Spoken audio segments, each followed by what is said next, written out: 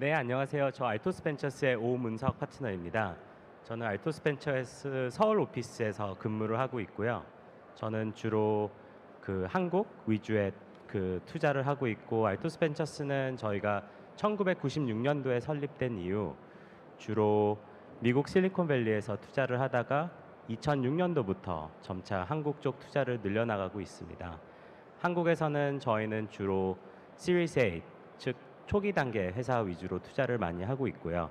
저희가 초기 단계라고 얘기를 한다 그러면은 주로 저희가 회사와의 첫 기관 투자자로서 유대감을 맺고 투자자와 파트너로서 투자를 하는 단계라고 저희는 주로 얘기를 하고 있습니다. 우선 이게 저희가 순서가 조금 다르기는 한데 우선은 뭐 안성호 대표님 한번 간략하게 한번 소개를 해주시겠습니까? 네, 안녕하세요. 직방의 안성호입니다. 네, 저희 원래 알기로는 이렇게 사회자분께서 한 번씩 이렇게 질문을 하는 걸로 알고 있었다가 갑자기 자유롭게로 바뀌어가지고 지금 당황스러운 상황인데요. 네, 저희는 이제 뭐 기술로 이렇게 공간에 대한 경험을 혁신을 하고 있는 직방이고요. 처음에는 이제 원룸을 이제 구하는 서비스로 시작을 했다가 그리고 이제 아파트라든지 더 큰 규모의 집에 대한 거래로 서비스를 확장을 했고 그리고 그 직방 서비스뿐만이 아니고 이제 호갱노노라는 서비스도 같이 지금 운영을 하고 있습니다. 그리고 이제 최근에는 저희 이제 사업 분야를 그 집에 대한 이제 거래에서 그 구축에 대한 거래에서 신축 분양에 대한 어떤 거래까지도 확장을 해서 하고 있고요. 그리고 집에 들어가는 여러 가지 디지털화 될 수 있는 뭐 IoT에 대한 사업에 대한 확장도 지금 하고 있습니다.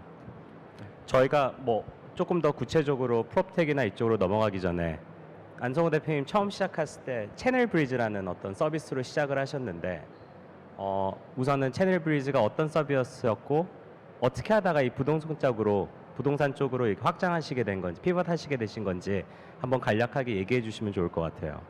네, 아주 이제 오래된 얘기여가지고 벌써 저도 시작한 지 10년이 넘었고 11년 정도 된 것 같습니다. 2010년 말에 처음 사업을 시작했는데요. 근데 그 전에 이제 개인적으로 이제 블루런 벤처스라는 곳에서 이제 일을 하면서 해외에 있는 어떤 여러 가지 벤처 스타트업들이 하고 있는 사업 영역들을 봤는데 이제 한국에는 없는데 해외에서는 좀 잘 될 만한 사업을 좀 가져와서 한국에서 좀 해보자라고 생각을 했습니다. 그래서 처음에 2010년도 말에 그렇게 해서 이제 이제 제가 개인적으로 게임을 되게 좋아하는데요. 그 이제 에버캐스트라고 지금은 잘 모르는 그 와우 나오기 전에 월드 오브 워크래프트 나오기 전에 아주 오래된 게임입니다. 그 소니에서 만든 건데 에버캐스트라는 게임에서 이게 다른 사람의 정신력을 이렇게 빨리 채워주는 마법이 있습니다. 그 마법 이름이 브리즈였어요. 그래서 브리즈가 약간 산들바람이란 뜻인데 그게 어떻게 보면은 좀 이렇게 새로운 좀 아이디어 뭐 그런 것들이 잘 불어오는 채널로 만들자라고 해서 회사 이름을 채널 브리즈로 시작을 했고요. 그래서 처음 회사를 시작할 때는 꼭 어떤 사업 모델로 하자 그런 건 또 아니었습니다. 해외에서 잘 되는 것도 네. 있으면 한국에서 하자 이런 거였었고 그래서 이제 처음 시작했었던 모델은 이제 포스트 딜이라고 해서 전자상거래 플랫폼으로 사업을 시작을 했고 근데 그 사업이 좀 이제 잘 안 되면서 이제 피보팅을 하게 된 게 이제 직방이었습니다. 그래서 직방으로 피보팅을 한 거는 2012년 중반에 피보팅을 했으니까요. 처음 창업하고 한 1년 반 동안은 포스트 딜이라는 사업을 했었고 그 이후에 이제 지금 직방이 시작했습니다. 어떻게 보면 대단한 건데 주로 처음에 시작했던 사업이 안 되면 그 회사를 청산을 하고 다시 시작하는 경우들이 있는데 어떻게 보면 안성호 대표님은 청산을 하지 않고 그 투자자들에 대한 의무나 이런 것들을 최선을 다하시기 위해서 기존에 이제 어떻게 보면 지분이 상당히 희석된 회사 내에서 이제 피벗을 하셨고 그때 어떻게 보면은 저희도 처음 이제 제가 대표님을 처음 뵀을 때가 어떻게 보면은 원룸이라는 이제 이 주거의 공간을 리스팅할 수 있는 서비스로 시작하게 됐는데 그 초기 과정 왜 원룸 쪽으로 시작을 했고 어떤 과정들을 좀 거치셨는지 한번 좀 의견 공유해 주시면 좋을 것 같습니다. 일단 처음 채널 브리지에서 첫 번째 사업이 잘 안 돼서 일단 그 이야기부터 좀 말씀을 드리면 굉장히 좀 고통스러웠던 순간이 있었습니다. 이제 그 아주 옛날 얘기니까 지금 좀 편하게 말씀을 드리면 한 회사가 그 전 사업 모델로 28명까지 좀 확장이 됐다가 근데 어느 날 그런 생각이 좀 드는 거예요. 지금 가지고 있는 자본, 시간, 그리고 함께 하고 있는 어떤 인력을 가지고 지금 하려는 목표가 안 될 것 같다라는 생각이 든 적이 있었습니다. 그래서 이제 그게 딱 들은 순간부터 또 회의에 들어간다 하더라도 이거는 안 될 것 같은데 이게 다 의미가 없는 거죠. 다들 같이 팀원분들이 열심히 막 얘기는 하고 있는데 저는 이미 안 될 거라고 생각하고 있었고, 그러다가 이제 고민을 합니다. 어떻게 보면은 제가 먼저 이거를 하자고 한 어떤 사람인데 제가 이거 안 될 것 같다고 얘기한다는 게 굉장히 좀 민망하기도 하고 굉장히 큰 얘기죠. 그래서 이제 굉장히 그 잠을 좀 못 잤어요. 거기서 그 한 2달 동안 이게 좀 안 될 거라고 생각을 하고 있지만 얘기하지 못했던 그 시기 동안은 이제 잠을 못 자고 있다가 어느 날 이제 다 같이 이제 모아서 제 이야기를 합니다. 이거 생각해 보니까 안 될 것 같다. 이 사업은 안 될 것 같고, 네. 그래서 이제 다른 사업으로 피보팅을 해야 될 것 같은데 지금 가진 자본이나 이런 걸 봤을 때 뭐 언제까지 하면은 이제 퇴직금도 나올 수 있는데 그 다음부터는 우리 월급도 안 나올 수 있겠다라는 얘기를 딱 합니다. 근데 그 얘기를 하고 저는 그날 밤에는 정말 편하게 집에 가서 발 뻗고 잤거든요. 근데 이제 제가 그 얘기를 딱 하고 나니까 저를 제외한 27명이 그 다음부터 못 주무시더라고요.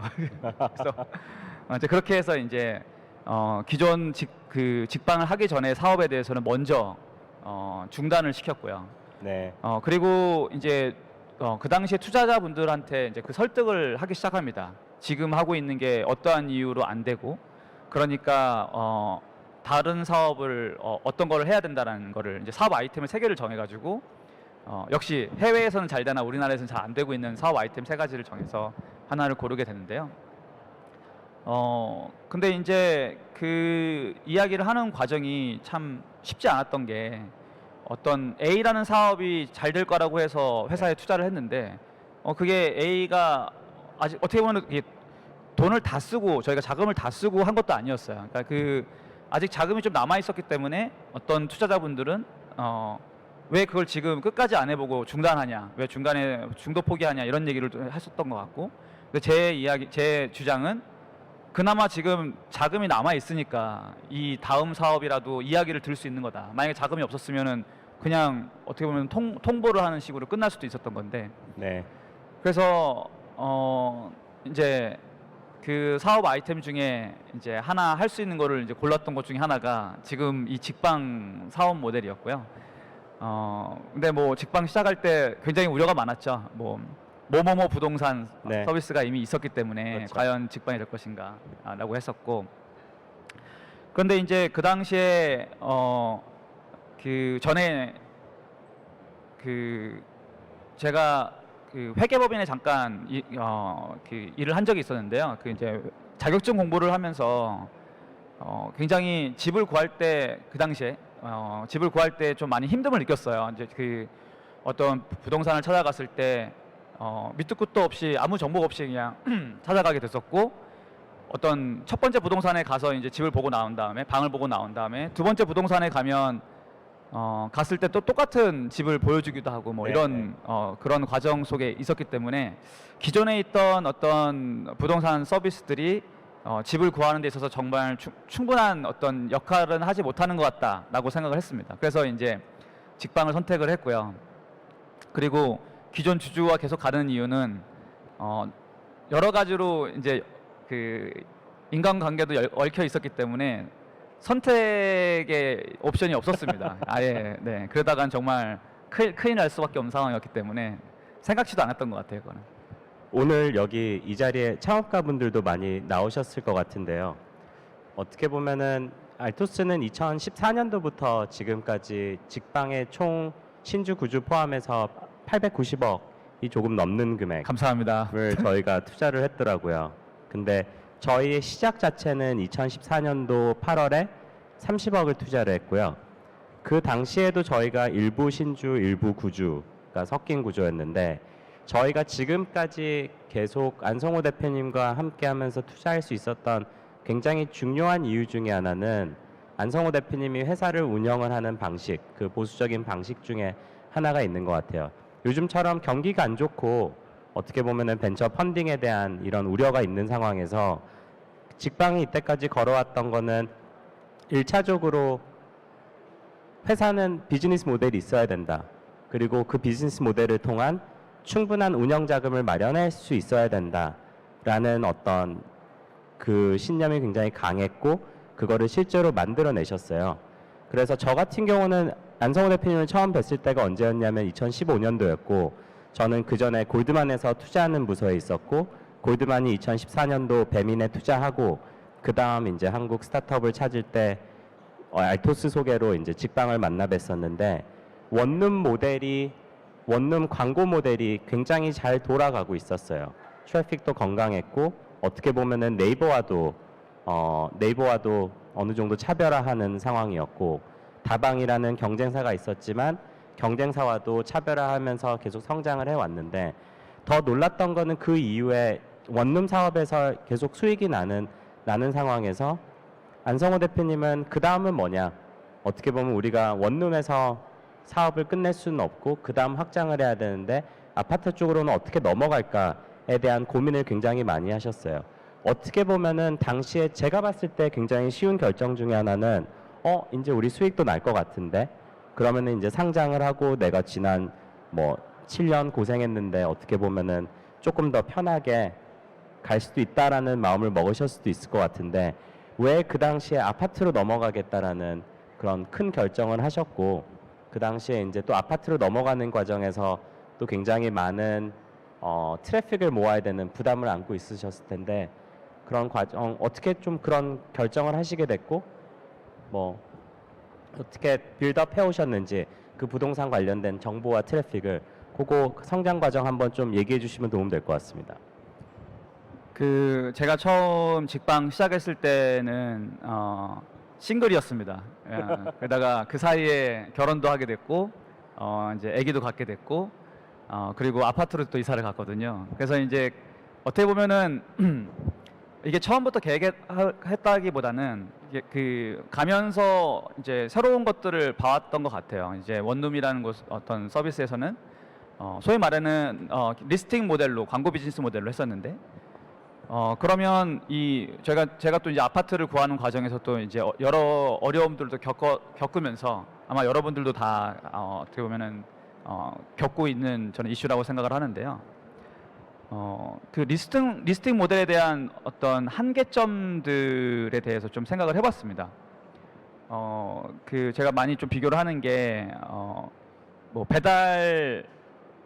음식 배달업 같은 경우에는 원래부터 음식은 맛이 있었는데 그게 집으로 배달이 되냐 안 되냐의 문제라고 보면 지금 우리나라에서의 어떤 집을 찾는 과정들을 보면 원래 찾는 과정에서도 굉장히 불투명하고 여러 가지 합리적이지 않은 과정들이 많이 있었다고 생각했습니다. 그래서 이 문제가 근본적으로 해결되지 않으면 이걸 단순히 그냥 온라인으로 연결을 한다고 하더라도 그게 더 나은 가치를 만들지 못한다. 저희가 뭐 지금 뭐 직방 호객 로너 서비스 지금 모모모 부동산을 통해서 많은 분들이 뭐 지금까지 그 인터넷을 통해서 집에 대한 정보를 보시지만 아직까지도 우리가 생각하고 있는 건 정말 아파트를 잘 구하려면은 동네에 가가지고 공개되지 않은 정보들을 찾아야 된다라고 아직 생각하시잖아요. 그만큼 그 정보가 아직까지 투명하지 못한 거죠. 충분히 다 공개가 안 된 거고.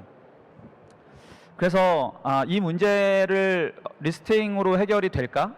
어떻게 보면 더 단순한 원룸 시장에서도 그게 해결이 안 됐는데 그래서 그러면 어떻게 해서 우리가 이 시장의 변화를 일으키려면 일단 유저가 있어야 되고 유저가 있으려면 무언가가 그 유저를 끌만한 컨텐츠가 있어야 되는데요. 원룸에서는 그게 매물이었죠. 리스팅 자체가 어떤 컨텐츠 자체가 유저였으니까. 그래서 아파트에서는 이제 그 외의 정보들에 대한 고민을 하게 됩니다.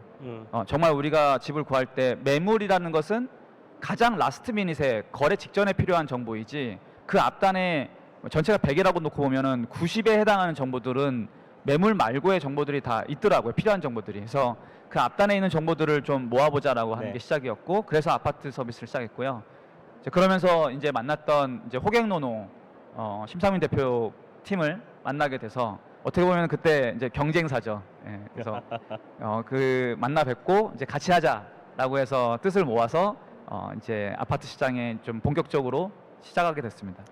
어떻게 보면은 많은 분들이 잘 모르실 수도 있는데 직방이 현재까지 100% 인수만 한 8건 정도 하셨나요? 네, 네, 맞습니다. 그 정도 되셨죠. 어떻게 보면은 직방이라는 이 본체 자체는 이제 트래픽과 이제 본 사업에 가장 집중을 하고 확장할 수 있는 영역에 대해서는 직방은 인수 M&A를 통해서 계속 해왔고 다른 스타트업들과 어떻게 협력을 할 수 있는지 그 리소스를 얼마나 활용할 수 있는지 그리고 인수를 하게 된다 그러면은 그 인수한 팀들과 어떻게 운영을 같이 할 건지 이런 고민들을 굉장히 많이 하셨고 어떻게 보면은 대한민국의 가장 성공적인 사례 중 하나가 아닐까라고 저희는 투자자로서 판단을 하고 있어요. 어떻게 보면은 그런 경험 때문인지 이제 브리지 인베스트먼트 통해서 이제 프로텍 쪽 계속 투자를 하고 계신데 뭐 브리즈 간단하게 한번 소개해 주시고 뭐 어떤 투자를 하고 있는지 그리고 지금 현재 얼만큼 했고 뭐 저희 이제 이코시스템에 스타트업 이코시스템에 어떤 기여를 하고 있는지 그런 부분들 한번 말씀을 부탁드릴게요. 지금은 이제 프롭텍이라는 이야기가 많이 이제 쓰이고 있지만 한 5년 전까지만 하더라도 직방은 O2O 서비스 중에 하나였습니다. 섹터가. 저희도 그냥 저희가 이제 오토라는 얘기 아무도 안 쓰죠. 이제는 안 쓰죠. 다 이제 카테고리가 다 분화가 돼가지고요. 예, 이제 테크 시리즈로 이제 바뀌었죠. 그래서 이제 오토 중에 하나였었는데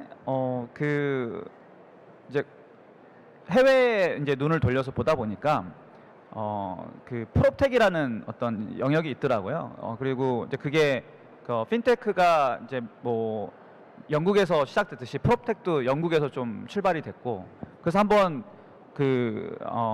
영국에서 런던에서 있는 프롭텍 행사를 한번 그냥 밑도 끝도 없이 그냥 가봤습니다. 가가지고 그 행사에서 어떠한 게 프롭텍인지 거기에 속한 회사들이 어떤 게 있는지에서 한번 혼자 갔는데요.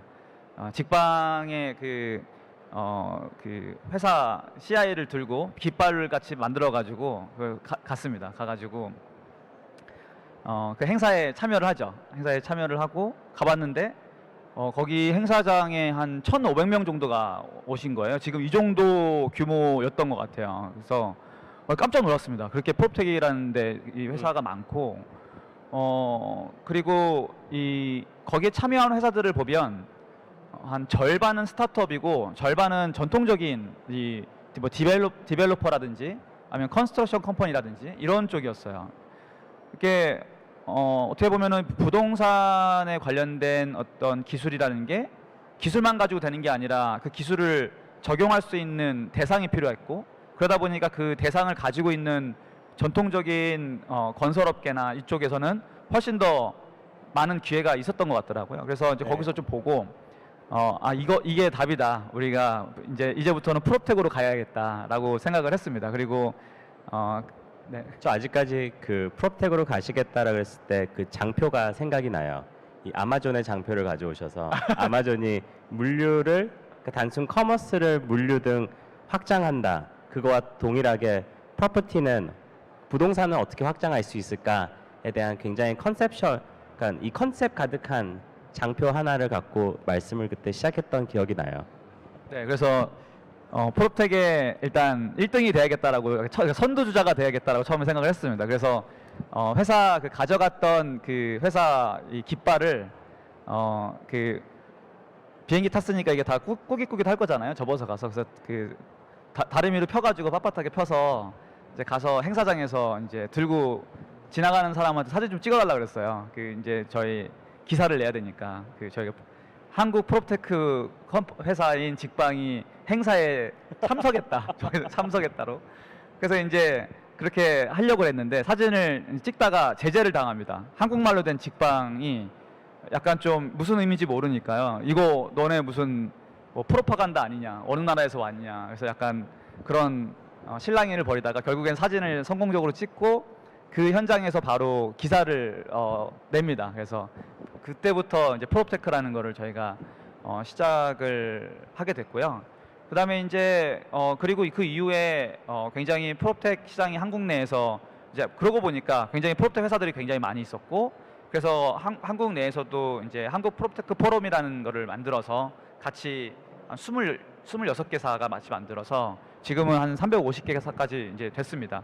근데 그 가운데 저희가 생각했던 것은 그 직방이 잘 되는 것도 중요하지만, 직방 그 개별 회사가 잘 되는 것도 중요하지만, 결국은 몸담고 있는 이 생태계 자체가 커져야 저희도 성장할 수 있고 저희가 뭔가 또 기여를 할 수 있는 부분도 많이 있다고 생각했습니다. 그래서 이 브리지 인베스트먼트는 일단 국내에서 프롭텍의 어떤 산업 자체가 더 빠르게 가속화될 수 있기를 이제 희망하면서 만들어졌던 거고요. 네. 그래서 프롭텍의 전문으로 투자하는 이제 VC로 시작을 했습니다. 그리고 이름 자체가 브리지가 됐던 건 그 아까 처음 말씀드렸던 그 다른 옛 추억. 사람들의 어떤 그런 정신력을 빨리 채워주는 그런 마법의 의미에서 채널 빼고 브리지 인베스트먼트로 시작하게 된 게 어떤 처음 만들어진 계기입니다. 브리즈는 현재 국내외 해외 얼마 정도 투자를 했죠? 첫 번째 펀드로 한 200억 정도의 펀드가 만들어져서요. 그 중에 이제는 한 3분의 2 정도 투자가 된 것 같습니다. 한 6개 정도 회사에 투자를 했고, 네, 그 정도의 상황이 있습니다. 어떻게 보면은 VC이기도 하고 CVC의 성격도 띠고 있는데 일부 주로 어떤 투자 기회를 찾고 계시나요? 일단 저희가 이 브리즈로 투자를 할 때 그 직방과의 협업이라는 거를 사실 이야기하고 있지 않습니다. 왜냐하면은 이게 이게 투자와 이 SI는 좀 다른 거기 때문에 어떻게 보면은 여기는 이제 SI는 아니잖아요. 그래서 그걸 구분을 두려고 하고 있고, 그래서 오히려 직방이 하고 있지 않은 분야, 직방이 하지 못하는 분야들 중에서 굉장히 빠르게 성장을 할 것으로 기대되거나 혹은 성장이 됐으면 좋겠다라고 저희가 뭔가 기대하는 그쪽에 지금 투자를 하고 있습니다. 네, 감사합니다. 조금 직방에서 생각하는 미래 부동산에서 어떻게 확장할 수 있는지, 프롭텍이 어떻게 국내에서 자리 잡을 수 있을지 이런 부분들도 좀 얘기 나누면 좋을 것 같은데요. 우선 혹시 다들 아시나요? 직방이 코로나가 시작이 되면서 재택근무를 시작을 했고 지금은 오피스가 없습니다. 혹시 다들 이 사실 알고 계셨나요? 그래서 지금 전원 재택 그리고 재택으로 근무를 하고 있고, 그 재택의 근무 형태가 아직도 기억나요. 처음에는 그냥 다들 줌을 켜놓으셨던 걸로 기억은 나는데, 어떻게 보면은 이게 단순 줌에서 지금은 자체 개발하는 이제 소마라는 어떻게 보면은 협업 툴까지 정말 이 피지컬 부동산과 이제 버추얼 부동산까지 계속 생각을 확장을 해 나가고 계시는데, 우선은 직방이 생각하는 프롭텍의 현재, 그다음 직방의 미래 이런 부분들도 좀 잠깐 말씀 나눠주시면 좋을 것 같습니다. 네, 그러한 어떤 미래의 업무 환경에 대한 주제를 가지고 어떻게 보면은 지금 직방 내부뿐만이 아니라 별도의 사업을 나눠가지고 지금 이제 시작을 한 게 이제 소마라는 어떤 플랫폼이고요.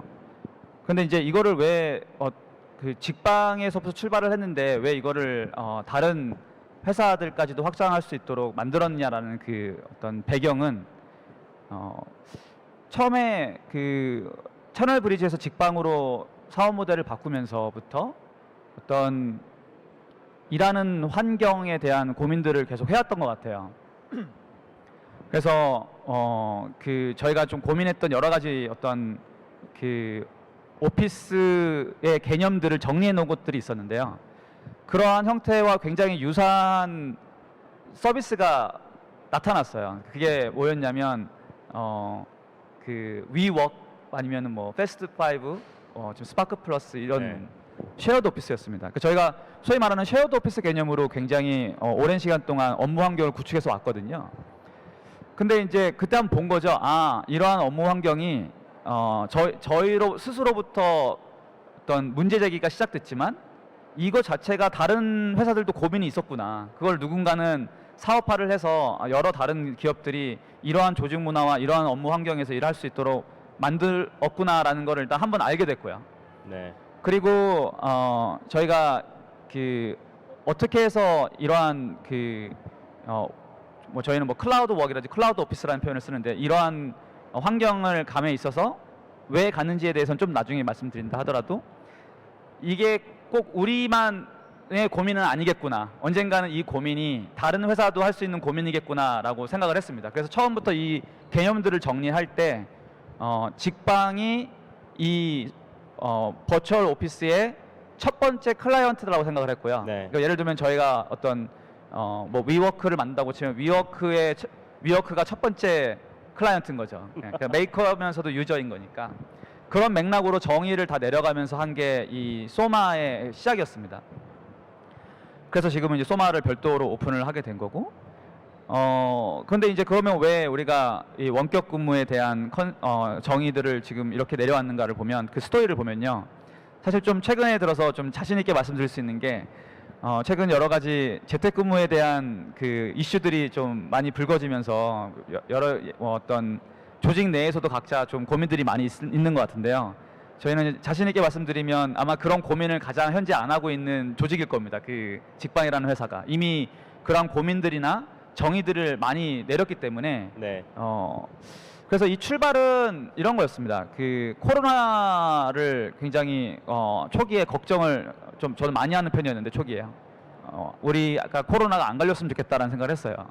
그리고 그걸 준비를 하면서 코로나 때문에 보니까 그러면 다 집에 가서 일을 하는데 근본적인 질문을 했습니다. 그러면 왜 우리는 이때까지 나왔지? 코로나 때문에 집에 가도 회사가 돌아가나? 안 돌아가나? 만약에 돌아간다 그러면 나올 이유가 없었는데 돌아가는 거네? 아니면은 안 나오면은 회사가 안 돌아가는 거면 코로나가 있어도 우리는 나와야 되는 거네? 라고 생각을 했어요. 이 둘 중에 하나일 것이다. 네. 그래서 또 주변을 돌아보니까요. 코로나가 있어도 나와야 되는 직업들도 많이 있었습니다. 보면은 뭐 실제로 그 사람을 대면하는 업종들은 일단 다 못했어요. 뭐 의사, 지금 의사도 좀 바뀌긴 했죠. 버스 드라이버도 그랬고, 그다음에 오피스를 청소하시는 분도 그랬고, 네. 또 실제로 이 뭐 우리 개발 쪽으로 간다 그러면 아예 그 전용선이 깔려 있는 개발 단말기가 있는 것들도 그랬고, 뭐 그런 여러 가지 맥락에서 사람들을 반드시 대면하는 업들은 코로나가 발생한다 하더라도 무조건 일을 해야 되더라고요. 그래서 생각을 해봤습니다. 정리를 나눠봤어요. 그러면 직종별로 코로나가 있으면 이 직업은 재택근무가 가능한 직업, 이 직업은 아닌 것. 그렇게 해서 구분을 한 거죠. 그러다가 다시 생각을 했습니다. 그러면 재택근무가 다 가능한데 정말 그게 될까? 다 그럼 집에서 일을 하면은 회사가 돌아가나? 업무가 돌아가나? 그리고 며칠 해보다 보니까요. 생각보다 잘 안 돌아가더라고요. 뭐가 안 돌아가냐면 일은 잘 돌아가는데요.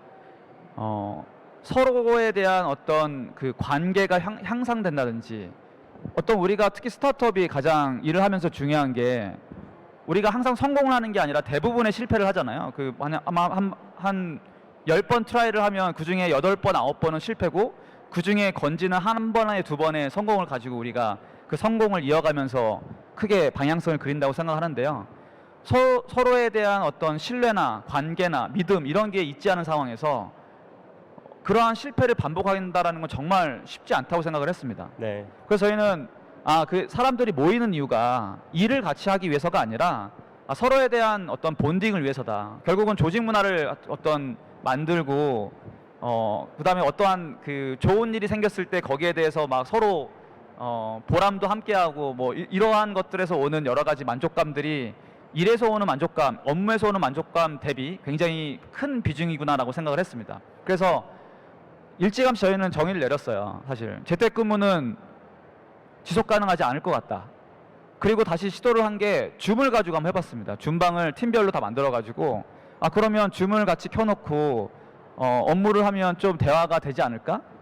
그리고 그 줌방을 한 40개를 만들었습니다. 팀별로 하나씩 다 만들었어요. 그렇게 한번 해보니까요, 두 가지 문제가 있습니다. 한 가지는 다른 줌방에 가기가 되게 불편해요. 같은 줌방에만 있습니다. 그러니까 우리 팀끼리만 있어요. 다른 팀에는 안 가게 되고, 두 번째는 그냥 그 통계적으로 6명 이상이 넘어가면 말을 안 합니다. 사람이 이 청자가 여러 명 있게 되면 말을 안 하게 돼요. 3명이 언더가 되면 말을 엄청나게 많이 합니다. 이러한 통계를 저희가 봤습니다. 그래서 생각을 한 게 줌은 아닌 것 같다. 이거 재택근무랑 큰 차이가 없다. 차라리 이럴 거면 그냥 회의할 때 줌으로만 하지, 이게 같이 근무하는 게 아니다라고 해서 네. 게더타운을 도입해 봅니다. 그래서 게더타운에 또 여러 가지 또 이제 또 어려움을 발견하게 됐고, 이제 그래서 이제 이 소마라는 걸 만든 건 정말 오프라인과 똑같은 환경을 만들어 보자. 그럼 오프라인이라는 게, 똑같은 환경이라는 게 옆에 있는 사람들도 얼굴도 보이고 가까이 가서 편하게 말도 걸 수 있고, 네. 제가 대화를 하다가 다른 사람이 와가지고 저 대화도 참여할 수 있고, 중간에 뭐 갈 수도 있고, 뭐 이러한 게 이 실제 오프라인에서 이루어지는 일이잖아요. 그래서 그런 것들을 만들어 보고, 그리고 이 소위 말하는 그 IT 업계만 이게 가능한 것인가, 아니면은 정말 뭐 영업이라든지 그 생각보다 굉장히 많은 업에서도 이게 가능한 게 아닌가라는 어떤 가정에서 여러 가지 또 트라이를 합니다. 그래서 만들어진 게 이 지금 소마고요. 그 소마에 관련된 영상이 하나 지금 준비된 게 있는데, 한번 1분짜리 어떤 건지 모르실 수 있을 것 같아서 플레이 되나요? 다들 감이 좀 잘 안 오시죠? 혹시 영상이 준비되어 있는 걸로 여기 있는데 있네요. 이게 지금 그 사무실입니다. 직방 사무실인데요. 옆에 가면 이렇게 사람들이 실제로 앉아서 일을 하고 있어요. 다 집이겠죠? 집이 아니신 분도 있습니다. 지금 최근에 이렇게 지방에 놀러 가가지고, 놀러 가는 게 아니라 일하러 간 거죠. 지방에 일하러 가서 거기서 근무하시는 분들 Hi, 계시는데요. David. Sorry to interrupt. Do you have a quick minute? Sure. 그래서 뭐 이렇게 대화를 하다가 I'll 다른 meet you 사람들이 in 이렇게 the 참여를 할 lounge 수도 maybe 있고요. 그래서 10 저희는 minutes. 재택근무라는 Yeah, sure, 표현은 안 sounds 써요. good. 정확히 Thanks for 따지면 that. 출근이 No 없냐 problem. 있냐에서 Bye. 출근이 있는 겁니다. 근데 그 출근이라는 게 트래픽으로 하는 게 아니고 네트워크로 하는 거죠. Hi. Could you two spare?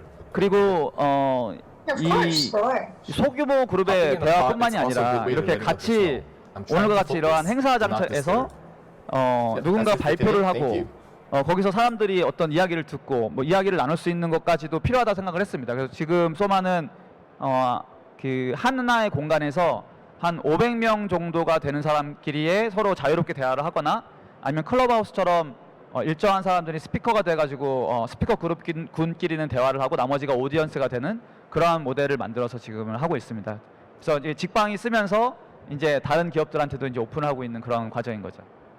어떻게 보면은 내부 툴로 시작을 했다가 이제 소마는 별도 사업, 그리고 별도 자회사, 그리고 직방뿐만 아니라 이제 뭐 직방 외에 어떤 다른 기업들 국내외 타겟을 하려고 지금 만든 상황인 거고, 소마 이외에 또 어떤 도전하고 계신지, 또 어떤 사업들 지금 준비 중인지.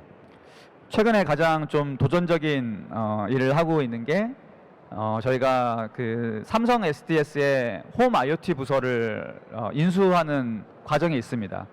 지금 거의 그 끝을 거의 앞에 두고 있는 그런 상황인데요. 저희가 그 신축 분양에 관련된 사업을 하면서 그 많은 시행사분들 또 건설사분들을 좀 만나게 됐습니다. 그 안에서 그분들의 또 고민을 듣게 됐어요. 그러니까 그분들은 좋은 집을 잘 매력 있는 집을 잘 만들어서 완판이 돼야 되는데요. 그럼 그 매력 있는 집이라는 게 계속 그 트렌드를 탑니다. 그 시기에 어떠한 구조라든지 아니 어떤 디자인, 어떠한 뭐 내장재 이런 것들이 다양하게 변하는데, 저희가 좀 주의 깊게 봤던 부분은 최근에 많은 트렌드들은 어떻게 집이 디지털화 될 수 있느냐이더라고요. 그런데 이 집에 대한 디지털의 항목에서는 그 우리나라도 잘하고 있는 곳이 없었고 네. 해외에도 사실 많지는 않습니다. 그래서 정확히 따지면 지금의 어떤 집에 대한 어떤 디지털 섹터는 중심 사업이 아니에요. 그래서 뭐 어떤 프로덕트를 사용한다 하더라도 굉장히 비슷하고 정말 이 킬러 컨텐츠가 없는 거죠. 근데 아마도 이 집이라는 게 장기적으로는 이런 소프트웨어 혹은 이 디지털 장비들이 중심이 되는 시기가 곧 오지 않을까라고 저희는 생각을 했고, 근데 이제 저희가 소프트웨어 회사다 보니까 아무래도 하드웨어를 하기가 이제 한 2년 동안 저희가 해봤는데요, 하기가 어렵더라고요. 이 가장 큰 차이점은, 소프트웨어랑 하드웨어의 차이점은, 소프트웨어는 버그가 생기면 고치면 됩니다. 근데 하드웨어는 한번 출하가 되면, 판매가 되면 못 고쳐요. 그리고 그거를 또 고장이 나면 AS도 좀 해야 되고, 이러한 맥락들을 저희가 지금부터 시작하려면 한 최소는 5년은 좀 걸린다고 생각을 했습니다. 그래서 이번에 삼성 STS 어떤 매각이 나왔을 때 저희가 한번 도전적으로 저희 소프트웨어 한번 같이 해보자라는 맥락에서 지금 인수를 진행을 하고 있습니다. 어떻게 보면은 작은 규모의 인수가 아니라 정말 뭐 몇십억, 몇백억 단위가 아니라 그 이상 규모의 어떻게 보면 도전이기도 하고, 그거를 이제 운영하기 위한 노하우, 이제 운영 자금 등이 지속적으로 들어가야 되는 것 같아요. 어떻게 보면은 투자자로서 생각되는 부분들은, 그러니까 이 도전이 우선 맞느냐 안 맞느냐를 떠나서, 안성호 대표님은 지난 계속 꾸준히 본인은 사업이 어떤 식으로 확장할 수 있겠다, 그리고 확장을 했을 땐 이런 길을 가겠다, 그리고 그거를 하나하나씩을 계속 증명해 나가신 것 같아요.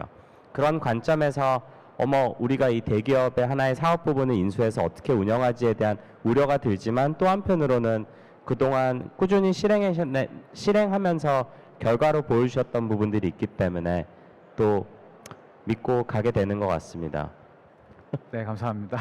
우선은 지금 여기 아마 창업 준비하시는 분들, 창업하고 계신 분들, 투자자분들 많이 계실 텐데, 지금 시장 자체가 쉽지는 않은 것 같아요. 뭐 작년 말부터 뭐 주식 시장도 쉽지도 않고, 뭐 금리 인상 등 여러 가지 요인들 때문에 다들 조금씩 움츠리고 계시는데, 그 와중에 지금 직방은 큰 인수를 앞두고 펀드레이징을 진행하고 계신데, 그 과정에서 뭐 어떤 러닝들이 조금 있으신가요? 이런 시장에서 인수에 대한 러닝이요? 인수나 뭐 펀드레이징이나 어떻게 보면 좀 후배 창업가들한테 조언을 주신다 그러면은 어떤 부분들을 조금 더, 내가 6개월 전에 알았다 그러면은 1년 전에 알았다 그러면은 더 편했을까요? 지금 인수를 하고 있는 과정이어서 뭔가 좀 디테일을 다 말씀드리기는 쉽지는 않습니다만, 그냥 좀 느꼈던 몇 가지만 말씀을 드리면, 여러분들도 계속 이제 앞으로 회사가 더 성장하면서 지금에 겪었던 어려움들이나 이런 것들이 뭐 좀 나중에 나아지지 않을까, 뭐 그런 생각을 이제 하실 텐데요. 저도 이제 어떻게 보면 인수를 여러 번 하면서 이 다음번 인수는 잘할 수 있다라고 항상 더 뭔가 얻은 게 많다, 이때까지 배운 게 많다라고 생각을 하는데, 매번 힘들어요. 너무 힘들고 결과도 예측하기가 어렵고, 그 인수라는 게 단순히 회사 대 회사가 그냥 이 물리적으로 합쳐지는 게 아니고요. 감정적으로 합쳐져야 되거든요. 이 A라는 방향을 보고 모인 사람들이 여기 A 집단에 있고, B가 목표인 사람들이 모여가지고 B라는 회사로 모였는데, 그러면 이 회사가 합쳐가지고 A, B가 되면 그게 좋은 건가?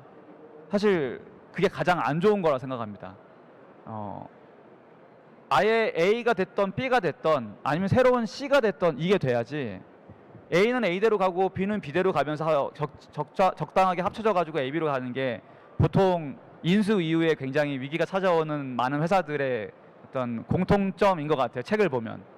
그래서 항상 인수하는 과정도 중요하지만 인수 이후에 어떻게 함께 갈 수 있느냐에 대한 게 훨씬 중요하고, 그래서 이번에 그 인수를 하는 과정에서도 사실 쉽게 가지는 않으려고 했습니다. 그 과정에서도 항상 그러한 방향성에 대한 이야기도 좀 많이 이야기를 나누고 있고, 네. 그거를 좀 지켜가면서 가고 있다. 그래서 아마도 그 인수가 됐던 피인수가 됐던 이제 스타트업에서 그런 이야기들이 있을 때, 단순히 이게 물리적인 게 아니다, 정말 나와 함께하는 사람들이 방향성을 터닝시키거나 아니면 상대방이 나에 맞춰서 한다거나 아니면 우리가 함께 뭔가를 만들 수 있다거나 이러한 비전들을 같이 갈 수 있는가가 훨씬 중요한 문제가 아닌가라고 생각을 합니다. 네, 저도 그 부분 많이 공감이 되고 회사를 운영하시는 관점에서 창업하고 운영하시는 관점에서 꾸준함은 굉장히 중요한 것 같아요. 그리고 그 꾸준함을 보고 그 문화를 보고 어떻게 보면은 투자자들이 믿고 따라가는 것 같고요. 그래서 어떻게 보면은 항상 투명하게 투자자들과 커뮤니케이션을 하고 내용 공유를 하는 게 중요할 것 같습니다.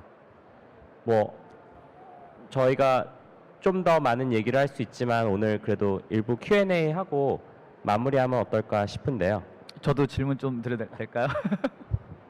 요즘 그 장이 안 좋잖아요. 요즘 네, 굉장히 안 좋은데 어떻게 알토스는 어떻게 생각하시는지요? 지금 상황에 대해서 투자와 이런 맥락을 보셨을 때. 저희가 연초 분위기와 지금 분위기는 많이 다른 것 같아요.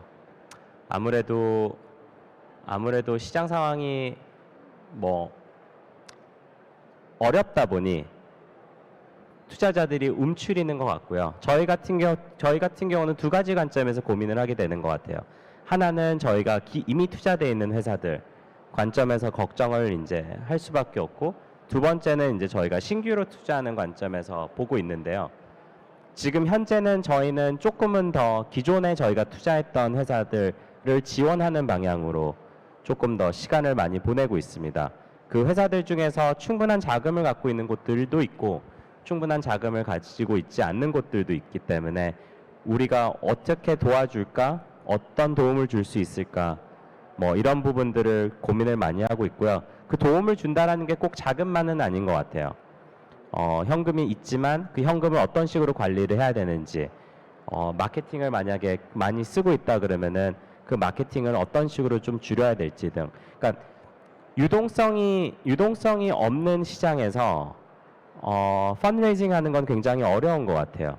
그리고 유동성이 메말랐을 때 펀드레이징 하기는 더더욱 더 어려운 것 같고, 그렇기 때문에 저희는 이 시점에서는 최대한 유동성을 확보를 하고 원웨이를 늘려라라는 굉장히 그냥 통일된 메시지들을 저희 회사들하고 공유를 하고 있고요. 다만 조금 다른 부분은 우리가 만약에 본질에 집중을 하면서 사업을 하고 있다 그러면은, 우리 유저들과 프로덕트에 정말 집중해서 하고 있다 그러면은 기회는 분명히 온다. 이게 당장은 아니더라도 3개월, 6개월 뒤 시장이 더 어려워졌을 때 잘하고 있는 플레이어들한테는 기회가 오니 그 기회를 우리가 보였을 때 꼭 포착을 하자. 그때 가서는 우리가 보수적이 아니라 공격적으로 가자라는 얘기들을 많이 하고 있는 상황입니다. 그럼 지금 스타트업이 알토스에게 투자를 받고 싶다라고 하면 어떤 점을 가장 어필하면 가장 워킹할 것 같습니까? 저희는 굉장히 적은 걸로 많은 거를 테스트한 파운딩 팀을 좋아하는 것 같아요. 그러니까 굉장히 큰 마케팅 버젯을 갖고 이것저것을 테스트할 수 있는 팀들은 많은데, 적은 걸 갖고 의미 있는 거를 계속 찾아 나가는 그런 팀들을 저희는 굉장히 좋아하고요. 저희가 또 좋아하는 대표님들은 어떤 기질을 갖고 계시냐면, 솔직하세요. 잘하는 거는 잘한다라고 자랑들 많이 하시지만 또 한편으로는 못하는 거는 좀 이렇게 못하고 있고, 거기에 더 나아가 못하는 부분들은 이런 식으로 조금 새롭게 바라보고 시도해보고 있다. 그 과정에서 결과는 이런 면은 좋았고 이런 면은 좋지 않았다 등 본인에 대한 이 고민, 그러니까 계속 그 회고를 하시면서 어떻게 개선할 수 있을지를 집중하는 대표님들을 저희는 가장 찾는 것 같아요. 그래서 간단하게 정리하자 그러면 솔직하고 허슬 있는 대표님들을 저희는 좋아하는 것 같습니다. 전가요? 그렇죠. 개인적인 질문 하나 또 드리면, 어떻게 보면 저는 처음에 이제 골드만삭스에서 계셨을 때 저를 처음 제가 뵀고요. 지금 또 그 이후에 어떻게 보면 서프라이즈였는데 이제 알토스로 이제 옮기셔서 다시 또 저를 이제 보고 있는 상황인데요. 알토스가 또 어떤 점에서 좀 다르신 것 같아요. 어떻게 보면 또 전통적인 금융기관에서 또 이쪽으로 오시게 됐는데, 네. 저도 이제 갈수록 더 느끼는 점인데, 저희가 투자자는 맞아요. 저희도 금융기관 뭐 투자자인 거고, 저희가 저희 자기 자본을 투자하는 게 아니라 저희 이제 LP 분들, 저희 출자자분들의 자금을 투자하는 기관이기 때문에 그 수익은 당연히 중요합니다. 그리고 근데 알토스에서 저는 조금 놀랐던 점은 우리의 수익도 좋지만 결국은 저는 이제 상대방, 그러니까 예전에 이제 골드만에서 배민에 투자할 때도 있었고 직방에 투자할 때도 있었고, 그때 항상 반대편에는 회사와 알토스 분들이 계셨거든요. 그러면은 이런저런 뭐 투자 조항들 이런 부분들을 논의를 할 때 그 당시 이제 한킨 대표님은 항상 네 괜찮아요. 뭐 이거 그냥 저희 받을게요. 아 이거 꼭 필요하세요? 그럼 저희가 드릴게요. 등 어떻게 보면 꼼꼼하게 어떻게 보면 챙길 수 있는 부분들에 대해서 굉장히 중요하지 않게, 그러니까 본인들이 갖고 있던 권리나 이런 부분들을 내려놓으면서까지 신규 투자자들이 들어올 수 있게끔 노력하시는 걸 보고 저는 좀 많이 놀랐어요. 그리고 창업가분들이 뭐 골드만이랑도 상의를 하시지만 골드만보다 알토스와 훨씬 더 많은 얘기들을 하시는 경우들도 있었고, 어떻게 보면은 골드만이 줄 수 있는 장점들, 이 조언들이 있지만 또 알토스가 줄 수 있는 조언들, 이런 영역들이 달랐고, 알토스가 조언을 드리는 부분들은 훨씬 더 개인적인 부분들, 정말 어려우실 때 어떻게 하면 좋을지 등 이런 부분들에 있다라는 걸 보고 한번 어떤지 조금 더 옆에서 경험해보고 싶다라는 생각을 갖고 옮기게 된 것 같고, 이제 다음 달이면 6년 됩니다. 아, 그러세요? 오래되셨네요. 네, 알겠습니다. 저 Q&A 네. 해도 될 것 같습니다. 네. 자, 이제 어느덧 시간이 거의 다 돼가서 마지막으로 질의응답 시간 갖고 마무리하도록 하겠습니다. 두 분께 들어온 이 온라인 질문이 있습니다. 지금 계속 이제 서로 주고받고 이렇게 말씀을 나누셨는데요. 여기 어떤 참가자분께서 이렇게 질문을 주셨습니다. 직방에게 알토스란, 그리고 알토스에게 직방이란. 네, 두 분이 함께 답을 해주시면 좋을 것 같습니다. 저부터 하는 게 맞겠죠? 네. 일단 두 가지가 있는 것 같은데요. 일단 첫 번째는 그 든든한 이렇게 후원자 느낌이 강합니다. 네. 보면 굉장히 힘든 일이 있어도 일단 잘 뭐라고 안 하시기 때문에 편하게 말씀드리고, 오히려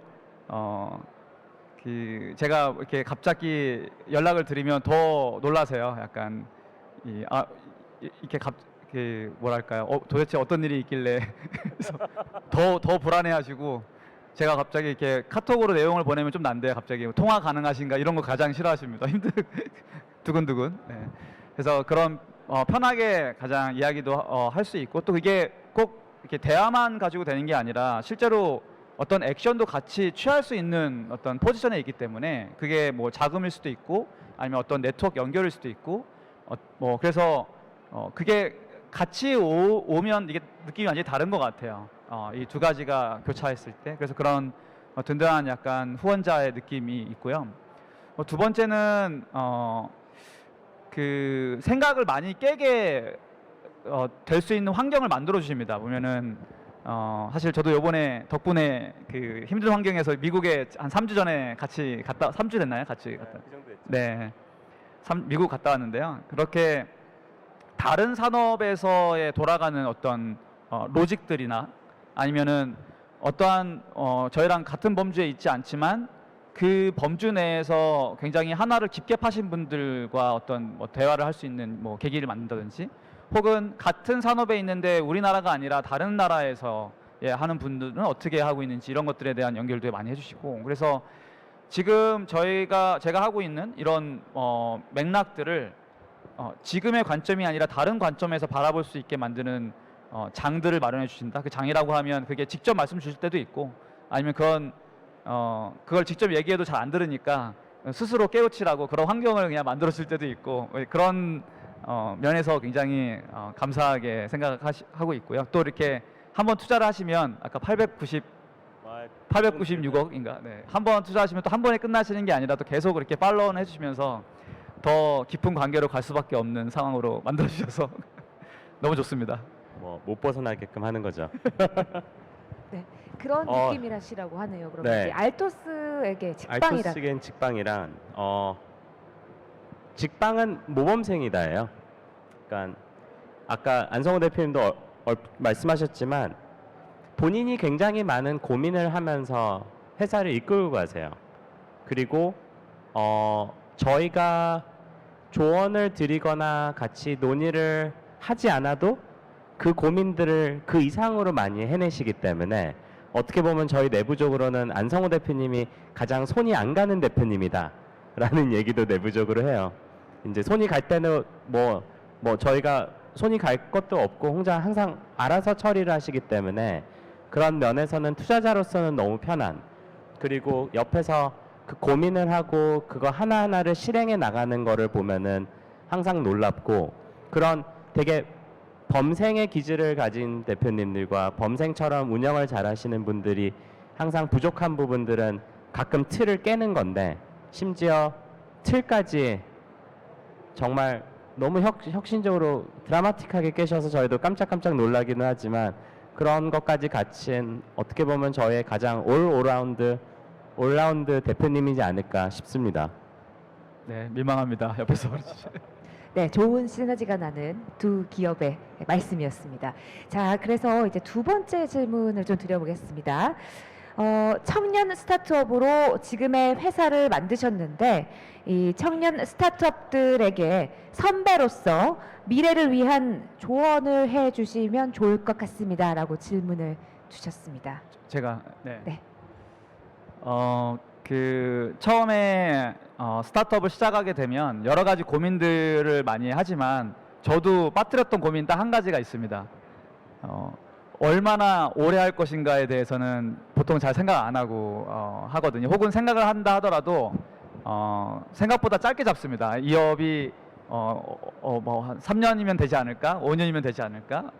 근데 잘 보시면 그런 회사 없어요. 생각보다 굉장히 본인이 하고 있는 업이 시작이 되면 오래 가고요. 그리고 처음에 혼자나 같이 시작하는 사람들이 몇 명 없을 때는 이게 굉장히 작은 이슈로 보이지만 같이 하면 할수록 그 업을 하기 위해서는 함께 해야 될 사람들이 늘어나고, 그러면서 점점 어떤 그 관계가 더 복잡해집니다. 그러니까 이게 단순히 나 혼자 일을 하고 싶다, 뭐 그러고 싶지 않다의 문제가 아니게 될 수 있어요. 그래서 생각보다 이게 오래 가는 어떤 업이기 때문에 더 진지하게 생각하고 본인이 진짜 이걸 좋아서 하는 건지, 그러니까 이게 잘 될 것 같아서 한다라는 것도 뭐 맞는 얘기지만 정말 좋아서 하는 일이 아니라 그러면 또 어느 순간에 굉장히 현타가 올 수가 있습니다. 이게 잘 안 돼서 이게 잘 될 거라 생각했는데 안 돼서 올 수도 있고요. 생각보다 이게 잘 돼서 그러면 이제 나는 뭐 하지? 이 넥스트는 뭐지? 이러면서 올 수도 있어요. 그래서 정말 이게 내가 좋아하는 일인가? 하고 싶은 일인가? 그리고 내 주변에서 뭐 가족과 친구들을 포함해서 충분히 나를 지지하고 롱런할 수 있는 부분인가라는 생각을 좀 많이 해보시고 시작했으면 좋겠다라는 게 생각입니다. 혹시 알토스